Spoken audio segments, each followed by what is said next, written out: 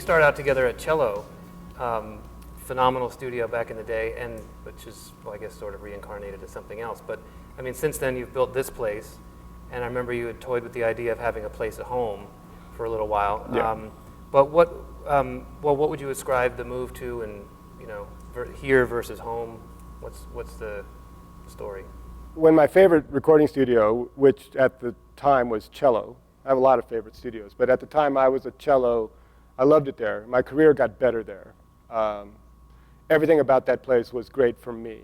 And I worked there for a long time, and as time rolled on, the people that owned it didn't want to keep it open, and it allegedly went bankrupt, and it was definitely closed, and I became sort of studio homeless, as they say, even though I was still able to work at my favorite places like the Village and Sunset and Sound City.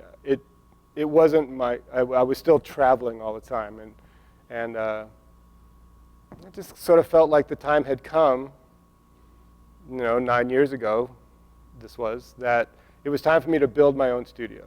And I thought, I'm going to build a studio at my house. I have a little spot in the backyard. I've built a little building. Going to make a little mix room, meet the FedEx guy in the morning, do a mix, meet him in the afternoon. Life's going to be great. And what happened is that as my wife and I were in the process of getting the geology work done and the plans built and the plans drawn and everything ready for the studio, I found my console, my Neve console, and I needed a place to store it and possibly refurbish it. And I didn't have any such a storage facility to do that in, so I was lucky enough that my friends owned this big warehouse, and I said, can I stick my console in your warehouse and leave it there until I build my studio at home? And they said, absolutely. So that's what we did. We dropped the console off and plugged it in and tested it, and everything worked. And it's like, wow, I could mix something. And that's exactly what happened. About a couple weeks after I was sitting here with a console in a room, a friend of mine called and asked me if there was any way I could help him mix a low-budget record or find a cheap studio and do a great job. And I said, cheap studio, great job. I got it. Let's test my console. And we did. I literally went to the music store and bought all the Pro Tools rig that I have now. And we brought it up here and unpacked it and set it on top of the boxes that it came in. And he brought a hard drive, and we plugged it in, and we started running cables to the back of the console and mixed a record like that. Totally homemade, no patch bays. Everything that we patched in was a home run. Everything was a hard wire. And it sounded great. And it was mastered by a great mastering engineer, and nobody said anything like, what's wrong with you? And it sounded good to me. So one thing led to another, and I ended up staying in this studio and built a proper studio here and did not build it at home. And for me, it's the privacy of having my home space be separate is really valuable. I mean, my family's very social, and they come to the studio all the time, and they meet the clients, and they make friends with the clients, and they come over for dinner, my kids and my wife. It's great. But I'm not so sure that I would have wanted all this traffic that I've had through here the last 9 years at my house. I don't think it would have been good for my clients, and I don't think it would have been good for my relationship with my family. So I'm thrilled to be here. It comes with a cost, but that cost is only money, and it hasn't cost me my relationship with my beautiful wife after 31 years. So I'm happy about being here and not at home.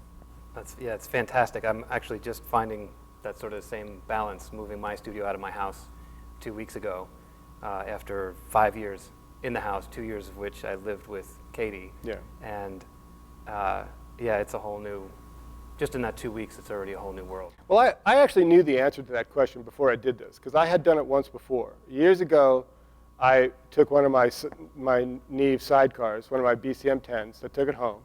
And I also took I had this Otari half-inch 8-track, and I made a SMPTE B-reel onto the Otari.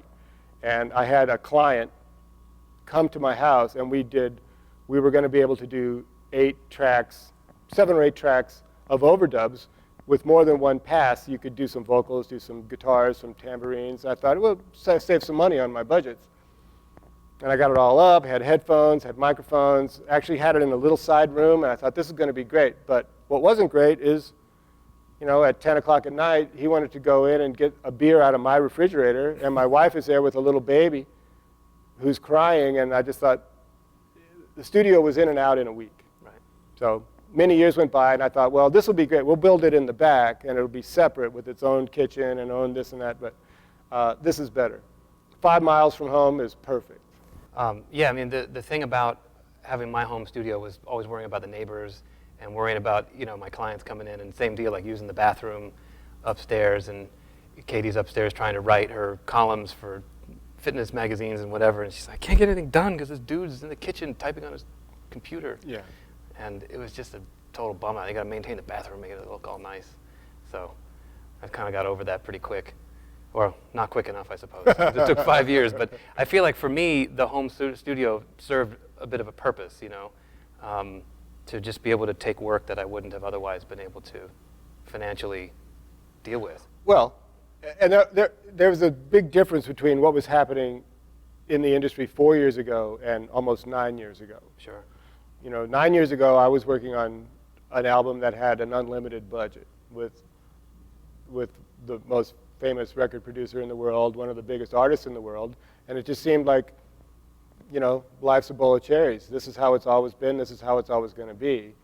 And had I known that I was going to actually build a recording studio, which means buying all the equipment, expensive mic stands, expensive headphones, expensive microphones, expensive console, all the stuff that you need for a recording studio, and the rent of it, and put a couple kids in college, and also, you know, and have the economy crash around me, was like, I'm not sure. It was a really good thing that I didn't have a business plan, because it would have failed. And fortunately, the studio has not, and, you know, I'm still here, still working, but it's 4 years ago, you didn't have much of a choice. Like, where are you going to go work? No. First of all, half the studios are closed, and second of all, budgets are really small, so you have to work at a place where there's something left at the end of it so that you can pay your bills. Yeah, I mean, that's exactly it, and I feel like I saw it from around the time we were at Cello. I started buying my own stuff, and I did that record with Chad, and I did a record in a house where we needed to bring everything. When I borrowed your console for a couple weeks, and you know, and at that time I brought my headphone mixer because I'm like, wow, you know, eventually I'm going to have my own place, because you just see the writing on the wall to a certain degree. And I mean, I wish I could have bought a Neve like you did, but you know, maybe one day.